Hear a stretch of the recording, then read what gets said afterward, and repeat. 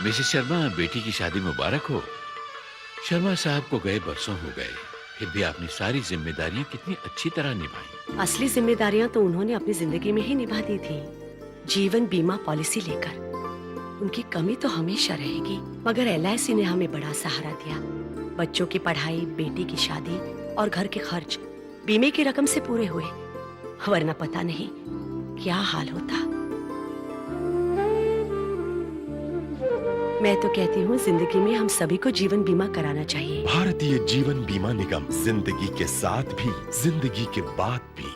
LIC के एक नए plan children money back plan के बारे में बताने वाला हूं, जिसका प्लान नंबर है 732। तो यहाँ पर जैसे कि इस प्लान के नाम से ही पता चलता है कि ये एक चाइल्ड प्लान है, यानी कि आप इस पॉलिसी को अपने बच्चों के लिए ले सकते हैं। चाहे वो बॉय हो चाहे वो गर्ल हो, दोनों के लिए ही आप इस पॉलिसी को ले सकते हैं। साथ ही ये जो प्लान है वो एक मनी बैक प्लान है, यानी कि पॉलिसी के दौरान इसमें आपको कुछ अमाउंट मिलता है जिसको आप अपने बच्चों की एजुकेशन के लिए यूज कर सकते हैं, या फिर आपकी जो भी फाइनेंशियल नीड्स हैं उनको पूरा करने के लिए यूज कर सकते हैं। तो आइए सबसे पहले जानते हैं कि इस प्लान को लेने के लिए क्या क्या कंडीशंस दी गई है।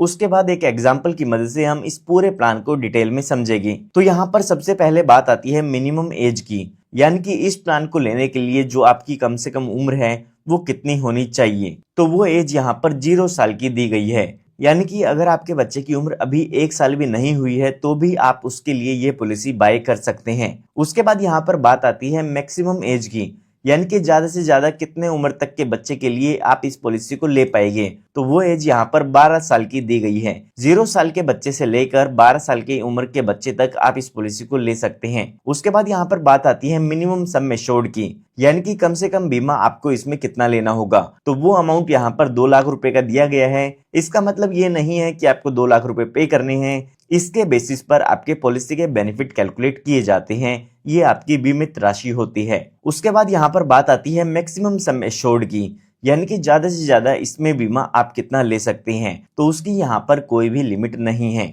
उसके बाद यहाँ पर बात आती है मैच्योरिटी एज की। मैच्योरिटी एज का मतलब ये है कि कब आपकी ये पॉलिसी खत्म हो जाती है और जो इसका पैसा है वो आपको मिल जाता है। तो वो एज यहाँ पर 25 साल की दी गई है। जब आपके बच्चे की उम्र 25 साल की हो जाती है तो यहाँ पर आपके बच्चे की पॉलिसी की मैच्योरिटी हो जाती है। उसके बाद यहाँ पर बात आती है प्रीमियम पेइंग टर्म की, यानी कि इसमें आपको कितने साल तक पॉलिसी के प्रीमियम की पेमेंट करनी होगी।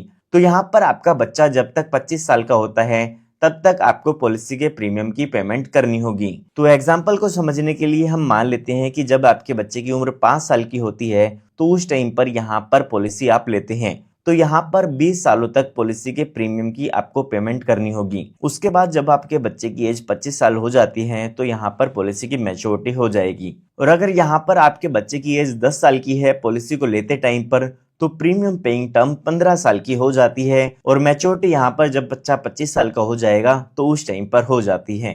आइए अब एक एग्जाम्पल की मदद से इस पूरे प्लान को समझते हैं। तो एग्जाम्पल को समझने के लिए हम मान लेते हैं कि जो आपके बच्चे की एज है वो 0 साल की है और जो आप सम एश्योर्ड लेना चाहते हैं वो आप 5 लाख रुपए का लेना चाहते हैं। साथ ही यहाँ पर अगर हम पॉलिसी टर्म देखते हैं तो वो यहाँ पर हमारी 25 साल की हो जाती है और यहाँ पर अगर हम प्रीमियम पेइंग टर्म देखते हैं तो वो भी यहाँ पर हमारी 25 साल की हो जाती है।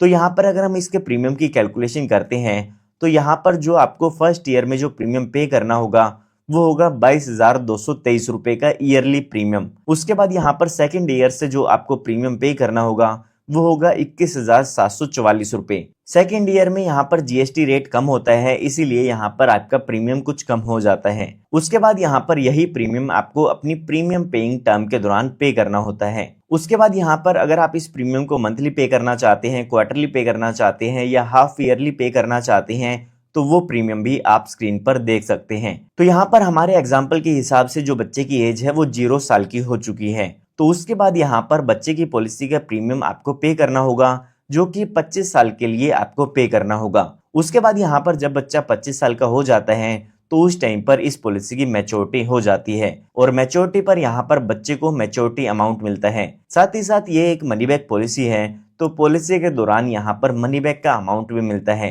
यहाँ पर जब बच्चे की उम्र 18 साल की हो जाती है तो पहला मनी बैक मिलता है। अगर हम मनी बैक के अमाउंट की बात करें तो जो भी आपका सम एश्योर्ड है उसका 20% अमाउंट ये मनी बैक के रूप में मिलता है। हमारे केस में जो सम एश्योर्ड है वो 5 लाख रुपए का है, तो इसका 20% करते हैं तो 1 लाख रुपए का अमाउंट आपके बच्चे को मनी बैक के रूप में मिलता है। उसके बाद यहाँ पर जब आपके बच्चे की उम्र 20 साल की होती है तो सेकंड मनी बैक मिलता है। यहाँ भी सम एश्योर्ड का 20% अमाउंट यानी कि 1 लाख रुपए का अमाउंट मिल जाता है। उसके बाद यहाँ पर जब बच्चे की एज 22 साल की होती है तो थर्ड मनी बैक मिलता है, जो कि सम एश्योर्ड का 20% होगा, तो ये 1 लाख रुपए का अमाउंट यहाँ पर हो जाता है। उसके बाद यहाँ पर जब बच्चे की एज 25 साल की हो जाती है तो उस टाइम मैच्योरिटी का अमाउंट मिलता है और मैच्योरिटी अमाउंट में सम एश्योर्ड ऑन मैच्योरिटी मिलता है, साथ ही साथ बोनस मिलता है और फाइनल एडिशनल बोनस मिलता है। अगर हम यहाँ पर बात करें सम एश्योर्ड ऑन मैच्योरिटी की, तो जो भी आपका बेसिक सम एश्योर्ड है उसका 40% अमाउंट यहाँ पर आपको मिलता है। तो हमारा बेसिक सम एश्योर्ड 5 लाख रुपए का है, इसका 40% करते हैं तो ये अमाउंट 2 लाख रुपए का हो जाता है। ये जो sum assured on maturity amount है ये आपको यहाँ पर गारंटीड मिलता है, साथ ही यहाँ पर आपको बोनस मिलता है। तो LIC की तरफ से आपकी पॉलिसी में हर साल बोनस ऐड किया जाता है, तो ये अमाउंट गारंटीड नहीं होता है। LIC हर साल आपकी पॉलिसी में बोनस ऐड करती है, जो कि कम भी हो सकता है और ज्यादा भी हो सकता है। तो यहाँ पर अभी बोनस की कैलकुलेशन करने के लिए LIC ने जो पास्ट ईयर में बोनस का रेट दिया है उसी को ध्यान में रखते हुए ही हम एस्टिमेटेड बोनस कैलकुलेट करने वाले हैं। तो पास्ट ईयर्स में LIC ने 1000 रुपए के सम एश्योर्ड पर 45 रुपए का अमाउंट आपको एक साल में बोनस के रूप में दिया है। तो हमारा सम एश्योर्ड यहाँ पर 5 लाख रुपए का है, इसको हम 1000 से डिवाइड कर 45 रुपए से मल्टीप्लाई करते हैं तो यहाँ पर एक साल का बोनस आ जाता है। तो हमें यहाँ पर 25 साल का बोनस कैलकुलेट करना है, तो यहाँ पर टोटल ये बोनस अमाउंट जो होगा वो 5,62,500 रुपये हो जाता है। साथ ही साथ हमें फाइनल एडिशनल बोनस भी मिलता है, जो कि पॉलिसी की मैच्योरिटी पर मिलता है। तो यहाँ पर पास्ट बोनस रेट के अकॉर्डिंग यहाँ पर ये एस्टिमेटेड बोनस हमारा 2,25,000 रुपये का हो जाता है। तो अगर हम यहाँ पर टोटल मैच्योरिटी का अमाउंट देखते हैं तो वो यहाँ पर 9,87,500 रुपये का हो जाता है। अगर हम यहाँ पर टोटल रिटर्न्स की बात करते हैं तो यहाँ पर आपको 3 लाख रुपए का मनी बैक ऑलरेडी मिल चुका है। साथ ही साथ मैच्योरिटी पर लगभग आपको 9,87,500 रुपये मिलते हैं। ये टोटल अमाउंट 12,87,500 रुपये का हो जाता है। उसके बाद यहाँ पर काफी लोग पूछते हैं कि क्या हम अपने मनी बैक के अमाउंट को स्किप भी कर सकते हैं या नहीं। तो यहाँ पर अगर आप चाहते हैं कि जो भी आपको ये मनी बैक का अमाउंट मिलना है वो ना मिले और बाद में ये पॉलिसी की मैच्योरिटी के टाइम आपको मिल जाए, तो वो ऑप्शन भी यहाँ पर आपको मिल जाता है। जब भी आपको मनी बैक मिलना होता है उससे 6 महीने पहले आपको एक एप्लीकेशन देनी होगी कि आप अपने मनी बैक को नहीं लेना चाहते हैं। तो यहाँ पर जो भी आपने मनी बैक नहीं लिया है उसमें इंटरेस्ट ऐड होके आपको वो अमाउंट दे दिया जाता है। ये हमने बात तब की है जब पॉलिसी के दौरान बच्चे के साथ कोई भी दुर्घटना नहीं होती है। आइए अब बात करते हैं कि अगर पॉलिसी के दौरान बच्चे के साथ कोई मिसहैपनिंग हो जाती है तो उस केस में यहाँ पर क्या क्या ऑप्शंस अवेलेबल हैं। तो यहाँ पर डेथ क्लेम को समझने के लिए सबसे पहले आपको ये जानना होगा कि आपकी पॉलिसी में रिस्क कवर कब शुरू होता है। तो यहाँ पर अगर आपके बच्चे की उम्र 8 साल है या 8 साल से ज्यादा की है तो पॉलिसी को लेते ही आपकी पॉलिसी में रिस्क कवर शुरू हो जाता है। लेकिन यहाँ पर पॉलिसी को लेते टाइम पर आपके बच्चे की उम्र 8 साल से कम की है तो पॉलिसी लेने के 2 साल बाद यहाँ पर पॉलिसी का रिस्क कवर शुरू होता है। साथ ही साथ यहाँ पर एक दूसरी कंडीशन भी दी गई है कि अगर आपके बच्चे की उम्र 8 साल पूरी हो जाती है तो भी उस केस में यहाँ पर पॉलिसी का रिस्क कवर शुरू हो जाता है। यानी कि इन दोनों ही कंडीशन में से जो भी कंडीशन पहले फुलफिल हो जाती है उसके अकॉर्डिंग यहाँ पर आपकी पॉलिसी का रिस्क कवर शुरू हो जाता है। आइए इसको एग्जाम्पल से समझते हैं। तो यहाँ पर हम मान लेते हैं कि आपके बच्चे की उम्र 5 साल की है, तो यहाँ पर जो रिस्क कवर शुरू होगा वो 2 साल कंप्लीट होने के बाद शुरू होता है। लेकिन अगर आपके बच्चे की उम्र 7 साल की है तो जब आपके बच्चे की उम्र 8 साल कंप्लीट हो जाती है तो उस केस में यहाँ पर रिस्क कवर शुरू हो जाता है। तो आइए अब जानते हैं कि बच्चे के साथ अगर कोई दुर्घटना हो जाती है तो उस केस में यहाँ पर डेथ क्लेम क्या दिया गया है। तो यहाँ पर LIC कहती है कि अगर बच्चे के साथ कोई दुर्घटना हो जाती है तो उस केस में सम एश्योर्ड ऑन डेथ मिलता है और साथ ही साथ जितने साल भी पॉलिसी चली है उतने टाइम पीरियड का बोनस भी मिलता है। तो एग्जाम्पल को समझने के लिए हम मान लेते हैं कि जब बच्चे की उम्र 11 साल की होती है तो उस टाइम पर इस बच्चे की डेथ हो जाती है। तो यहाँ पर हमें सबसे पहले sum assured on death calculate करना होगा। तो sum assured on death calculate करने के लिए LIC ने यहाँ पर 2 कैलकुलेशन बताई है।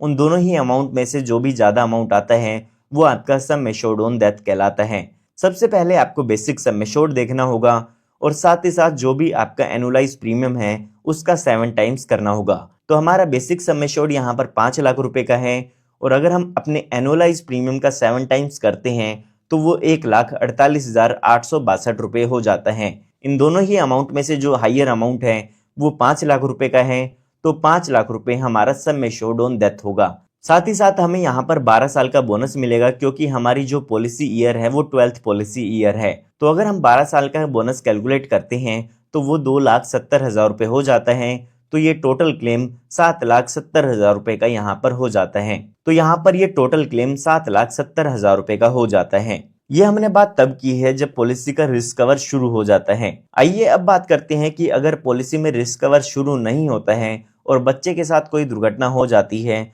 तो आपको कितना अमाउंट रिफंड में मिल जाता है। तो यहाँ पर उस केस में जो भी आपने प्रीमियम पे किया है वो रिफंड मिलता है, लेकिन उसमें से जो भी टैक्सेस हैं या जो भी आपने राइडर्स लिए हैं उसका प्रीमियम डिडक्ट कर लिया जाता है और जो भी रिमेनिंग अमाउंट होगा वो आपको दे दिया जाता है। यह हमने बात तब की है जब बच्चे के साथ दुर्घटना होती है। तो आइए अब बात करते हैं कि अगर प्रपोजर की डेथ हो जाती है तो उस केस में बच्चे को पॉलिसी के क्या क्या बेनिफिट मिल जाते हैं। तो प्रपोजर वो व्यक्ति होता है जिसने भी अपने बच्चे के लिए पॉलिसी ली है, चाहे वो लेडीज है चाहे वो जेंट्स है, जिस भी व्यक्ति ने बच्चे के लिए पॉलिसी ली है वो यहाँ पर प्रपोजर हो जाते हैं। तो अभी के लिए हम मान लेते हैं कि बच्चे के फादर ने बच्चे के लिए पॉलिसी ली है और यहाँ पर जब बच्चे की उम्र 7 साल की होती है तो उस टाइम पर इनके फादर की डेथ हो जाती है। तो यहाँ पर अगर प्रपोजर की डेथ हो जाती है तो बाकी का जो भी टाइम पीरियड बचता है उसमें बच्चे को पॉलिसी के प्रीमियम की पेमेंट नहीं करनी है। जो भी पॉलिसी का प्रीमियम है वो बच्चे को पे नहीं करना होगा और जो भी पॉलिसी के बेनिफिट हैं वो बच्चे को यहाँ पर मिल जाते हैं। पॉलिसी आपकी यहाँ पर चलती रहती है लेकिन बच्चे को पॉलिसी के प्रीमियम की पेमेंट नहीं करनी होगी।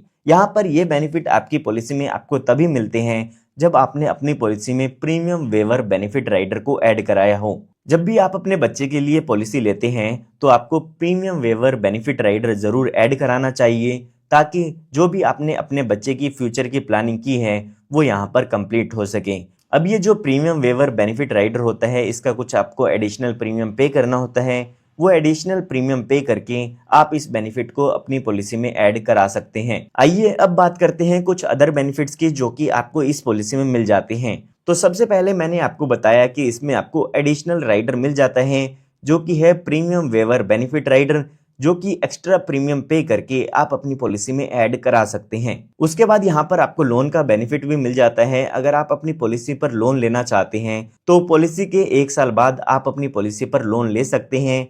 जो भी ये लोन का अमाउंट होता है उस पर आपको इंटरेस्ट पे करना होता है। अगर हम अभी के इंटरेस्ट रेट की बात करें तो ये इंटरेस्ट रेट 9.5% पर एनम का है। उसके बाद यहाँ पर बात आती है पॉलिसी सरेंडर की। तो यहाँ पर अगर आप अपनी पॉलिसी को बंद कराना चाहते हैं तो पॉलिसी के 1 साल पूरे होने के बाद अपनी पॉलिसी को सरेंडर करा सकते हैं। उस केस में जो भी इसकी सरेंडर वैल्यू होती है वो यहाँ पर आपको मिल जाती है। उसके बाद यहाँ पर बात आती है मोड ऑफ पेमेंट की, यानी कि कौन कौन से ऑप्शन है जिसके अकॉर्डिंग आप अपने पॉलिसी के प्रीमियम की पेमेंट कर सकते हैं। तो यहाँ पर आप अपनी पॉलिसी का प्रीमियम मंथली पे कर सकते हैं, क्वार्टरली पे कर सकते हैं, 6 मंथ्स में कर सकते हैं या ईयरली भी प्रीमियम की पेमेंट कर सकते हैं। यहाँ पर अगर आप monthly premium payment option choose करते हैं तो उसमें आपको नैच का ऑप्शन चूज करना होगा जिसमें आपके बैंक से ऑटोमेटिक प्रीमियम की डिडक्शन की जाती है। उसके बाद यहाँ पर आपको ग्रेस टाइम पीरियड भी मिल जाता है। तो यहाँ पर अगर आपने monthly premium payment option choose किया है तो 15 दिन LIC आपको एक्स्ट्रा दिन देती है जिसमें आप अपनी पॉलिसी का प्रीमियम विदाउट लेट फीस पे कर सकते हैं। उसके अलावा यहाँ पर और कोई मोड आपने चूज किया है तो उसमें आपको 30 दिन का ग्रेस टाइम पीरियड मिल जाता है। उसके बाद यहाँ पर आपको LIC रिवाइवल का ऑप्शन भी देती है। कई बार ऐसा होता है कि हम अपनी पॉलिसी का प्रीमियम पे नहीं कर पाते हैं और जो हमारी पॉलिसी है वो बंद हो जाती है।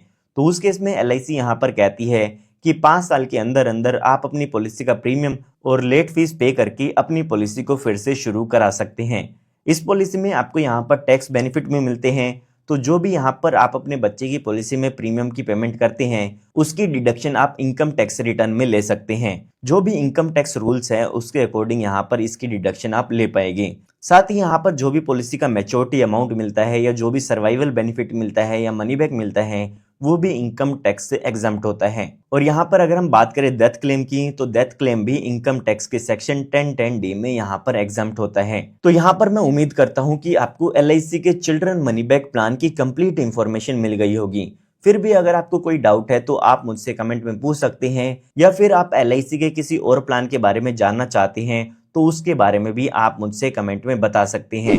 मैं जल्दी से जल्दी उस पर वीडियो लाने की कोशिश करूंगा। अगर आप इस तरह की और भी वीडियोस चाहते हैं तो आप हमारे चैनल को सब्सक्राइब कर सकते हैं, क्योंकि इस तरह